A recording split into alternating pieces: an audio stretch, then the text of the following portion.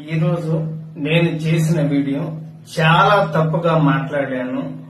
దయచేసి అమ్మ భారతి, జగన్మోహన్ రెడ్డి గారికి మీ ఇద్దరు కూడా దయచేసి నేను నిజం చెప్తున్నాను. నేను అన్నమాట చాలా తప్పు. మీ భారతి గారి కాళ్లు పట్టుకుని నేను ఒక ఆడ వారి గురించి ఇలాగ మాట్లాడటం నా తప్పు. దయచేసి మీ కాళ్లు పట్టుకుని నేనైతే క్షమించండి. నేనైతే క్షణికావేశంలో ఈ మాట అనాల్సి వచ్చింది. క్షమించి దయచేసి నేనైతే ఈ రోజు మాట్లాడిన మాటలకి ఒక ఆడవారిని ఇలాగ మాట్లాడిన తర్వాత నేనైతే మాత్రం దయచేసి క్షమించండి ప్లీజ్. నేనైతే ఇంకనైతే వీడియోలు చేయదలుచుకోలేదు.